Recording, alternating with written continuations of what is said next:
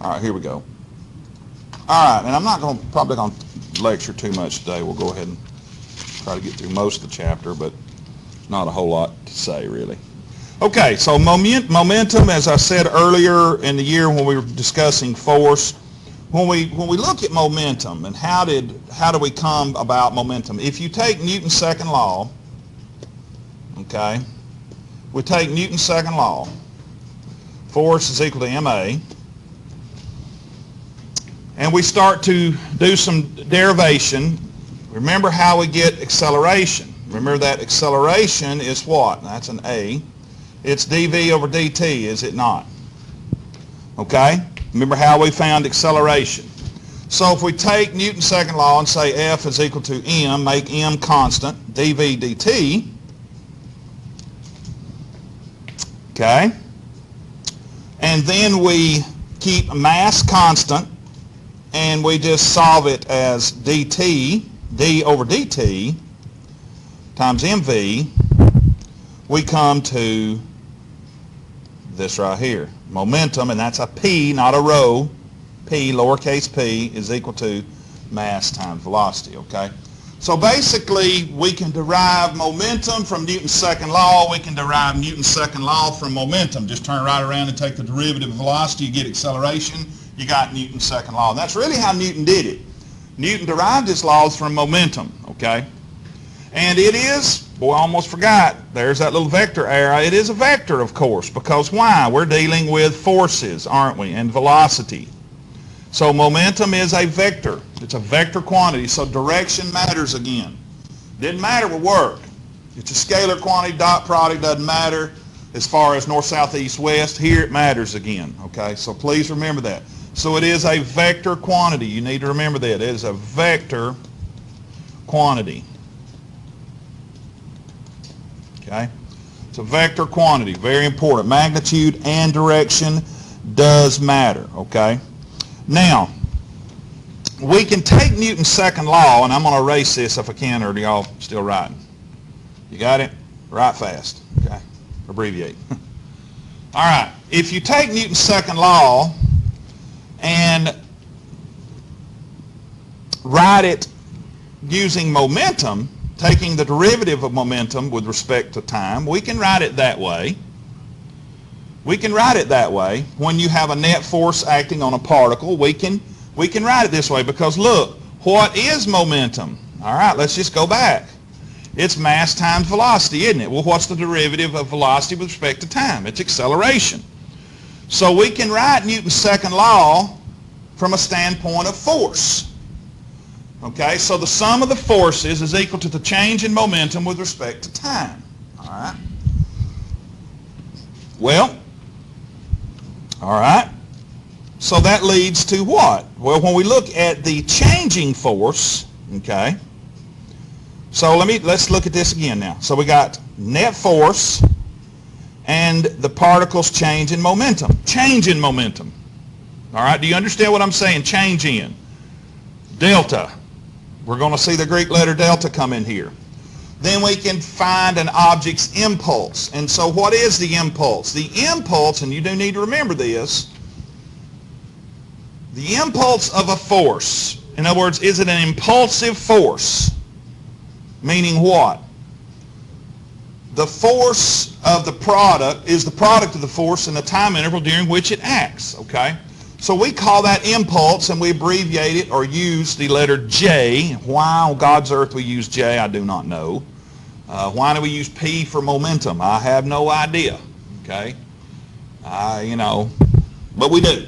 Why do we use ohm for resistance and electricity? Well, because George Ohm is the one that made the discovery of the relationship between voltage and resistance, okay? That's why. But we use the Greek letter omega, okay? Yeah, why do we use, why do we use some of the things we use, we use A for current, I don't understand. But anyway, amps, I guess, is why, after Ampere, okay? Andre Ampere. All right, now, so the change in momentum. Now look how we can write this. So we can find momentum then by saying what? It is the sum of the forces through a time interval. Now look, if we back up at this if we back up to this equation, we come to that conclusion. We put this over here, the changing momentum is impulse. That's what it says, the product of the force during a time interval. And so we can also say it this way, that impulse is equal to the object's change in momentum. Okay? We can write it this way. So look, we can say what? We can say that the changing momentum is equal to what? The sum of the forces during a given time interval. Okay? Or through a given time interval. And yes, if the force is a net force, either constant or varying, it is an integral. If we plot force through a time interval, the area under the curve is the impulse, which is the changing momentum. Now, you see what I'm trying to get you to see here? That delta P, change in momentum, P final minus P initial, let's make sure we understand that. P final minus P initial, or P2 minus P1, however you want to write it, or P minus P naught, I don't care, just remember it's final minus initial, is equal to the sum of the forces through a given time interval. Okay?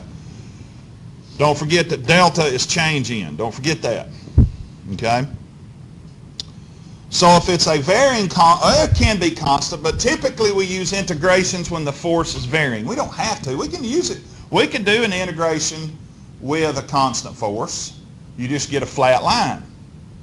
You just have a flat line on your graph. Not a zero line, a flat line. Remember, flat means constant. No, I'm not talking about this. I'm talking about this. Flat line, horizontal line. That's constant. Force is not changing. So we can integrate when it's constant, but usually we do it when it's varying, okay? Because we have a function, don't we, to integrate. All right? And of course, it's with respect to time. So we've got 2 or 3 different equations here we can write down, all, that we want to use for impulse. We have this equation right here, which is basically this is that. All right. We have our integration if it's varying or constant. We have this right here, change in momentum is equal to J, which is the same as saying change in momentum is equal to sum of the forces times the change in time. Okay. All right. So there's few 3 or 4 different ways we can write impulse. Okay. Okay. Now, why are understanding impulsive forces important? Okay. Well, now here we see again the area under the curve. It's integration. Okay. So notice we plot forces versus time. That's delta P or J. I'm just showing you how we can come to it. Notice right here you have a large force during a time interval or a smaller force that acts for a longer time. Okay? Now, why do we want to look at this? Okay, let's think about car crashes. You know, before Tucker, anybody ever seen the movie Tucker? It's kind of corny, but it's a pretty good movie. It's kind of corny. It's a true story. He was an engineer. He seemed like he had during World War II, seemed like he made the canopies, not the canopies, the plexiglass for the turrets on B-25s and B-26s and B-17 bombers, you know, that they had the 50 cals, the twin 50s. Seemed like he made those for the government. Well, after the war, he, for whatever crazy reason, he wanted to get in the car industry. He was a very, he thought way out of the box, way out of the box. I mean, you know, he was not like your typical engineer. He wanted to come up. He was very inventive. He had a very creative mind, and he wanted to think way outside the box. So some of his cohorts that worked with him, that were good engineers, decided to work with him to start a new car company called the Tucker, and it was like a space age technology for the day. He come up with headlights that would turn, which we all have now. They got it from Tucker, y'all. It's not a new idea. Headlights that would turn with the car as it would turn through a curve. Instead of stay straight, they would turn with the car. He come up with a much better braking system. He actually wanted torque converters on all four wheels. I don't know if he ever really got that to work like he wanted to stop the car. He put the engine in the trunk. He come up with that idea, put the engine in the trunk, and he used old helicopter engines. That's what he used. A company that made helicopter engines didn't have a need for helicopter engines anymore, so he worked out a deal with them, modified the engine, and put it in the trunk of the car. He come up with the idea of safety belts. He put safety belts in his car, and he also come up with the idea of the safety glass. Because prior to him doing this, most all your glass on your cars was just glass. So if you had an accident, man, you went through the windshield, you looked like chop suey. You know, you were probably dead. You were cut all to pieces. Well, he come up with the idea of putting a piece of plastic in between two sheets of glass, glued them together, and that way if your head hit the windshield, it just shattered and did not break, and you went flying through it and cut all the pieces. And so he finally succeeded in getting approval from the feds to start manufacturing cars, and the big three went nuts. They fought him with everything in their power. He was able to build, I think, 50 cars, and it went to court and everything, and they finally were able to. They had enough clout in Washington to shut him down, but not before he built his 50 cars. They were saying he was ripping people off and all this kind of stuff, but he wasn't. And most of those cars still run. I think you can see them in the Smithsonian. I think about 45, 46 of them are still running, and you can go see them in the Smithsonian. So if you ever go to Washington, D.C., go to the car museum, you'll see some of his cars, the Tucker. And so not long after that, he died. About a year after that, it killed him, I reckon, all the stress. But in the 50s, guess what happened to cars? They started putting seat belts in them. They started using safety glass. They started thinking about maybe, making cars a lot safer. So in the end, it come out to be a good thing. Now, why am I talking about all this? Okay, because y'all, we are looking at impulse. Okay. Now we know that Newton's law says what? We know that the F of 1 on 2 is equal to the negative of F of 2 on 1, right? That's Newton's third law, right? Remember that? So if I run into a tree at 80 miles an hour, well, let's lower it. I run into a tree at 40 miles an hour. My body's moving 40 miles an hour when I hit that tree. So guess what? The forces are conserved, right? Yeah. So I'm going to hit the steering wheel and dash at 40 miles an hour. It's not good, okay? So how can we do something? Because we can't affect the force because forces are conserved, right? Well, we can affect, just like we're reading there, we can affect the time interval at which the force is applied to our bodies. So when we look at impulse, what do we need to do? If you solve that equation, if you take this equation right here, and we say, all right, if I look at my forces, it's going to be what? J over delta T, isn't it? Well, what happens to this? Now, this is what we call an average force, okay? We do what? If we increase the time interval, what do we do to the average force? It drops, doesn't it? So by increasing the time interval, we reduce that. And what does that do? That helps keep us from knocking out all our teeth, breaking a nose, breaking a neck, or death. Okay? And what does that? Well, your seat belts. Yep, seat belts, airbags. Okay? Airbags. And it has to be a certain amount of pressure in a collision. I mean, usually if you just like bump into something, they're not supposed to go off. But I mean, I forget how much force has to be applied before they actually engage. I would say probably. Yeah. It measures change in acceleration. Change in acceleration. Yeah. And it's got to be a certain level Yeah. that triggers Yeah. airbags, so Yeah. that we don't decelerate that fast. Yeah. As we would that. Yeah, that's right. Yeah. And so based on how much force or the change in acceleration, which is change in forces, yeah, it will fire the airbag. Okay. Now, when they first put these in cars, they really fired with a lot of force. They still do, but they come to find out people were getting killed by them. They were inflating so fast and so hard, especially infants. That's why now you don't put, even with an airbag, you don't put an infant in the car seat in the front. Even with the airbag, it still hits that car seat with so much pressure that it can, or force, it can hurt or kill the baby. Okay, that's why there's the laws to put them in the back seat.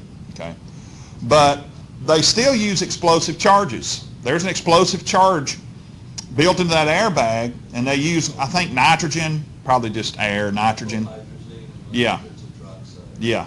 What did you say? Hydrazine and what? Nitrogen tetroxide. Yeah, nitrogen tetroxide. Same Yeah. stuff they use in the OMS like satellites. Yeah. Yeah. Mixes together and releases like 20,000 times its volume with nitrogen gas. Yeah. In a very Short period of time. Yeah. Yeah, and hydrazine is one of those things. Hydrazine is one of those things that you don't want to mess with much. It's A lot of energy release. yes, it's very unstable. I'm glad you said that. I wasn't sure what it was they used, what kind of explosive charge it was. Hydrazine, I know hydrazine and nitric acid makes a really good rocket fuel. It's basically the same thing. Except Yeah. It doesn't burn. It's Yeah. just hypergolic. So Yeah. If you use nitric acid, Uh-huh. you need an extra oxygen. Yeah. Whereas nitrogen tetroxide. Yeah, supplies itself. just nitrogen, yeah. But I know the Nazis, that's what they used for their rockets. And the Russians did too.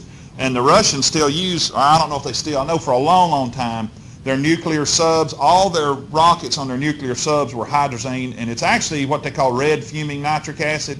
It's super, super concentrated nitric acid to the point to where it's about as red as my crimson on my shirt. But of course, nitric acid is very corrosive, and you know it has a tendency to leak. And when the two come together, it spontaneously combusts very fast, and it's very, very dangerous. Some of your early rocket pilots, I know the Germans would have, you know, their rocket planes, not their jet planes. They actually made rocket planes with this stuff, and they, of course, the Nazis, you did what they told you to do, or they would kill all your family. So you didn't really have a choice. But they would put these pilots, these test pilots, on some of these rocket planes, and they blew up on the pad. And needless to say, if anybody survived that, they looked like a gory mess.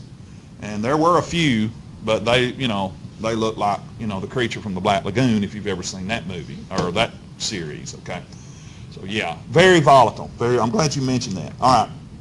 Okay, so we use an explosive charge, and it just, and like Scott said, it puts very high pressure nitrogen within just a few milliseconds. But those few milliseconds, y'all, makes a whole lot bigger difference than what you realize. When you start looking at the time intervals between impact and your head hitting the steering wheel, you're only talking about a few milliseconds. So to add a few more milliseconds can save your life. And of course, they've proven themselves. Airbags have proven themselves. But it all goes back to impulse. Okay, the physicists finally got to thinking, you know, we can make cars a lot safer, even at higher speeds. Now, we don't want to get in the car and do 120 and say, oh, the airbag's going to save me. No, you're going to die. Okay, you're going to die. All right. Of course, we know that. And there again is the impulse. We call this the impulse momentum theorem. If you want to write it down that way, that's really what it is. So there it is. I've already shown you this. I've already written this down for you, okay? So don't forget that impulse is equal to delta P, which we can also write it this way, the sum of the forces, or force, so you don't have to write average. You can write average force delta T, okay? Okay. Any questions on that? All right. Okay.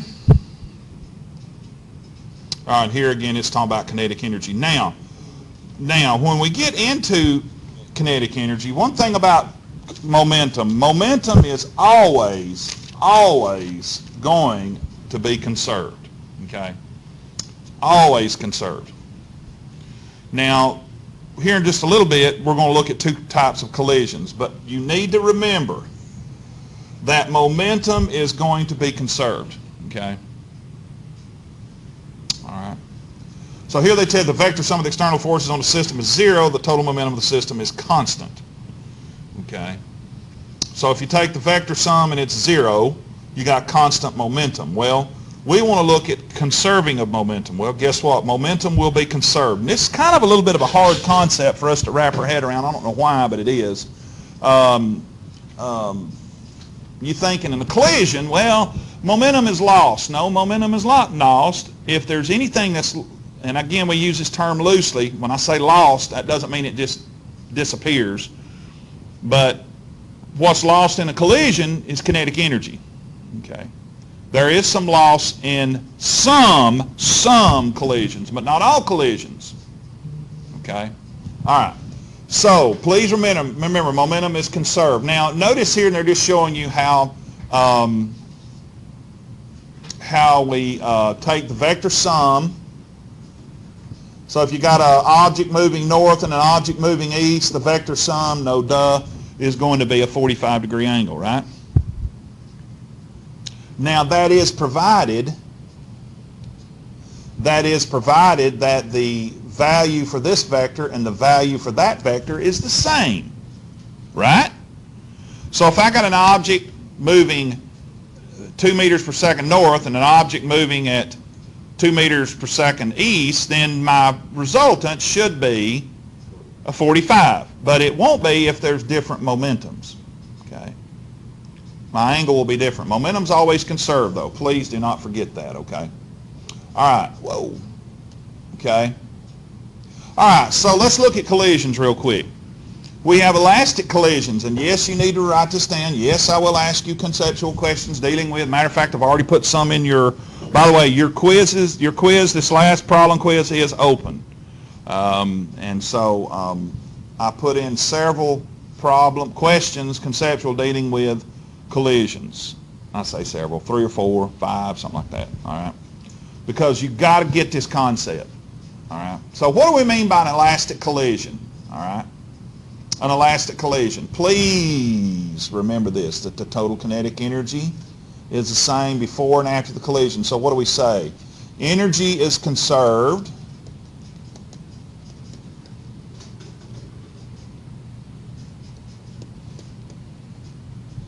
And momentum is always conserved. Regardless. Okay? Regardless.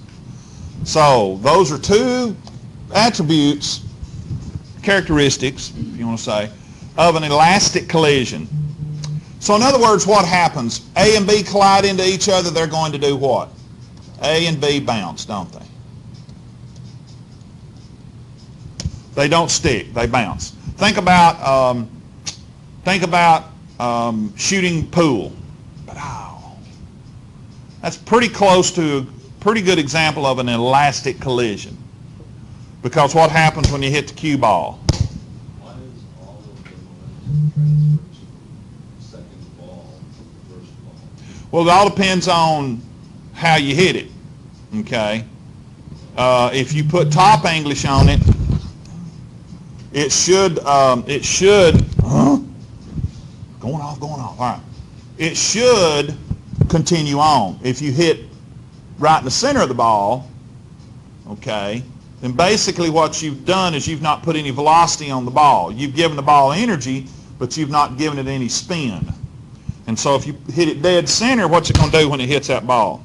It should do what? It'll bounce a little bit, but not much if you're really good at it. If you put a lot of bottom English on it, then what's it going to do when it hits it? It's going to back up, isn't it? But regardless, you're going to conserve momentum, okay? You got to realize something too. The cue ball and the other balls are not the exact same mass. The cue ball is a little bit more massive. It's hard to tell by looking at it, but it does. If you put them on a balance, you'll find they're a little bit more massive, and they're that way for a reason. So when you hit it hard, it gives it a lot of energy. If you've ever looked at, if you rack all 15 balls, if you hit it dead center, now of course you're not going to get them all to move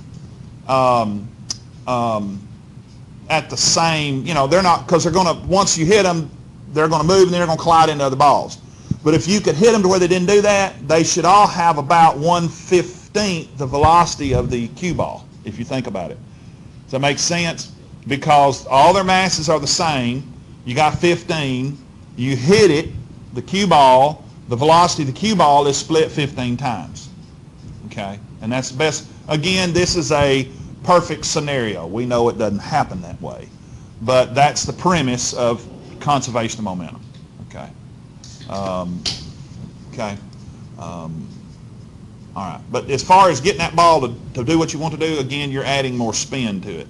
It's moving. It's actually got two spins. It's got two velocities. It's got the velocity of it moving across the top, but then if you put top or bottom English or side English on it, what we call, then it has a spinning velocity. It has rotational velocity. Am I making sense? Moving across the top. Because if you hit it dead center, it won't spin. It'll just slide. That's really what you're doing. Or it won't spin much at all. But that's hard to do. It's really hard to do. My dad was good at it. Man, you could not beat him in pool. And I mean, it would just jump around, fly around, do 3 loops, and bam, bam, bam, make them all at one time. Same time. He was good. All right. But you can give it two velocities. You can give it translational velocity and then rotational velocity. Okay. All right, and that's coming later, hopefully. Okay. So that's an elastic collision. Again, they bounce. Now, kinetic energy, again, is always going to be conserved. All right. So if A and B are moving at the same velocity, if A has 2 meters per second and B has 2 meters per second, they collide, and if their masses are the same, all right, so mass of A is equal to mass of B, and velocity of A is equal to velocity of B, then what will their velocities be after the collision? The same. They have to be. Now, again, if we look at the masses are different and the velocities are the same, then guess what? When they collide and move apart, you're going to have different velocities for A and B. That goes without saying, all right? And that lends itself to a simultaneous equation. Oh, dear Lord, because you got two unknowns. And how do you solve it? You solve it just like this right here. You say M of A times V of A plus M, and that's initial, and M of B, V of B initial is equal to what? Well, it's going to be this right here, M of A, V final plus M of B, V final. And since kinetic energy is reserved, then we have what? Of A plus what? 1/2 MV B initial squared is equal to 1/2 MV squared final of A plus 1/2 MV squared final of B. And you set both equations equal to each other and you solve for the final velocities of A and B. So you end up having to do simultaneous equations. Okay? All right. Does that make sense? You have to, because you got two unknowns. So what's an ideal elastic collision situation? That both masses and velocities are the same. That's real easy. You don't need a calculator. But guess what? It don't always work out that way. All right. Well, what makes it easier, though, is this right here. What if B has an initial velocity of 0? Okay?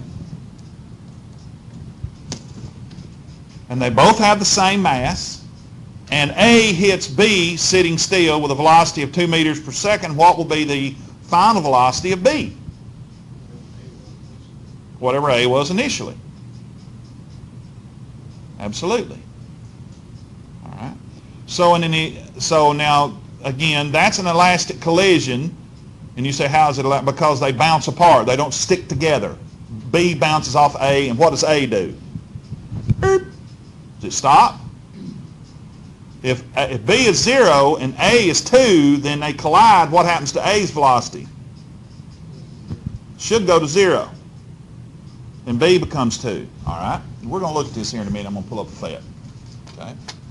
All right. But when you got both of them moving and they collide, it's a simultaneous equation. I'm thinking I'm going to throw one of these at you too. Probably wait till after Thanksgiving. Let you go home and stuff yourself with dressing and stuff. Okay. All right. What about an inelastic collision? We're almost done, and I'm going to pull up a FET. An inelastic collision, the total kinetic energy after the collision is less than. So let's write this. So, all right, so total kinetic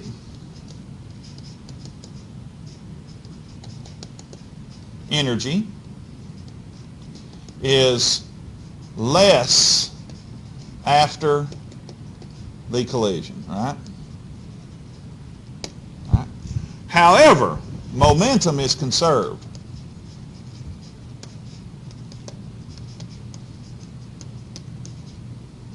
Folks, momentum is always conserved.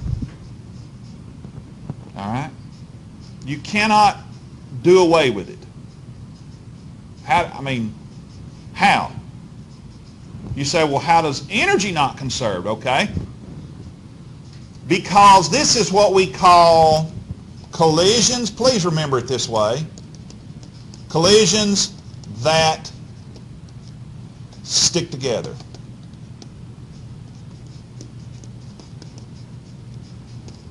Very important to remember. Now let me ask you something, and I want you to just think, I want you to use your brain and tell me. Let me ask you this way. Is there any such thing as a collision that is truly, completely, totally elastic? Now well, go ahead. Is there? Not really. Now you say, well, then why do we teach it? Well, we can demonstrate it. We can bring the carts in here, and we have those spring bumpers, and we can collide two carts together, and we can almost demonstrate a perfectly elastic collision. So the concept as far as in a laboratory, yeah, we can make it happen. But what about here in real life? When two cars collide, do they completely bounce apart? No. Well, let me ask you this. Do they completely stick together? No. So in real life, most collisions are a combination of both. All right? You see a car crash. Boom. They'll stick together for a little bit, but they'll come apart, won't they? So they're really a combination of both. All right? However, can we make an inelastic collision? Sure we can. If you put a magnet on that little cart, we can do here later today, and you bump that into another cart, guess what they'll do? Boom. Okay? They stick together. Let me ask you this. What about railroad cars? Are those pretty close to inelastic? They push a railroad car into another car. Let's say it's just freely, they give it a little nudge and it's freely rolling down the track and it's headed towards some other cars. What happens to it? When it hits those, let's say one's rolling towards three, what happens to it? It sticks together, doesn't it? So we can, to some degree, demonstrate inelastic collisions in nature, railroad cars. Now the only reason they do is because of the hook. Because if the hook wasn't there, they would bounce apart a little bit. Okay? So the hook, kind of helps stop it from bouncing back. It bounces back a little bit, it's not much because it catches it. All right? That's why if you ever noticed when they hook up train cars, they kind of jerk back and forth when they hit them. Newton's third law. Okay? All right. So we can demonstrate it with railroad cars, inelastic collisions. And by the way, inelastic collisions are very easy to solve compared to elastic collisions. It's easier if in elastic collisions if there's one of them is sitting still initially. It's a lot easier. Inelastic, it's this right here. You've got mv of A initial plus mv B initial is equal to V final MA plus MB. Real easy because they stick together. So there's your equation for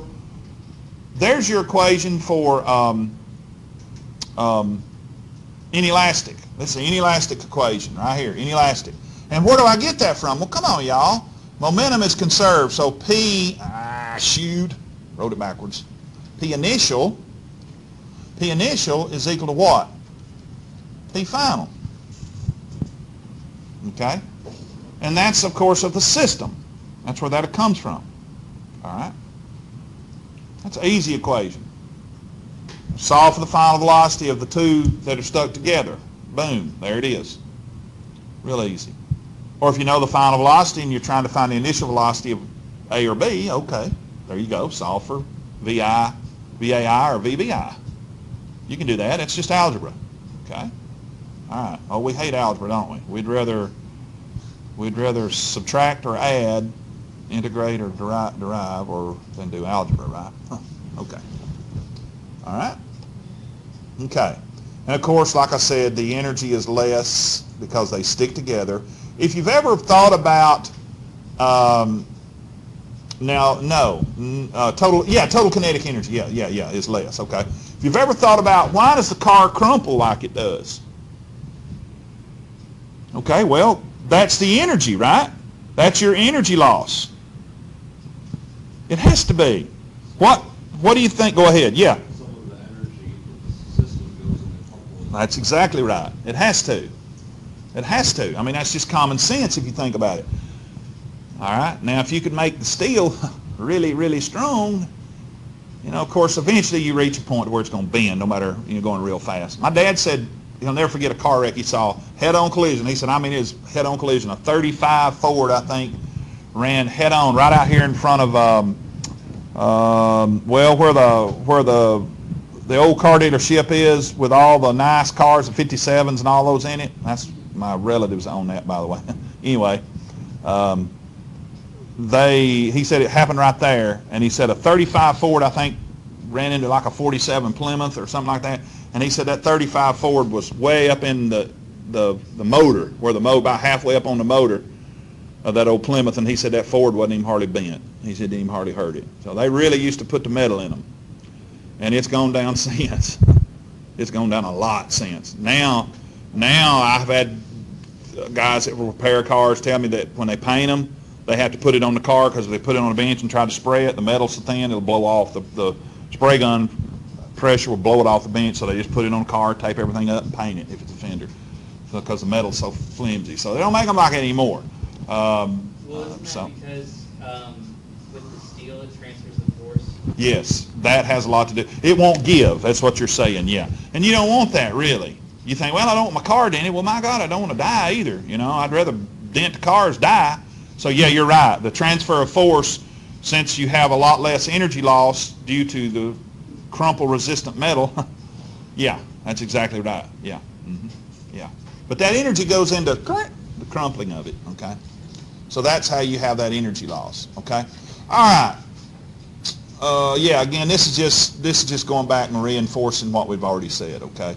Again, it tells you that a collision in which the bodies stick together is called completely inelastic, okay? So a sticky collision, all right? And, of course, total momentum is always conserved in any collision, okay? And only elastic do you have total energy conserved, and, of course, momentum's always conserved, okay? All right, so if we don't have any questions, let's look at something right here. Let's see if we can just play around a little bit. I'll tell you what, though, before we do that, let me do this. Let me give you your problems. Let me pause the video here.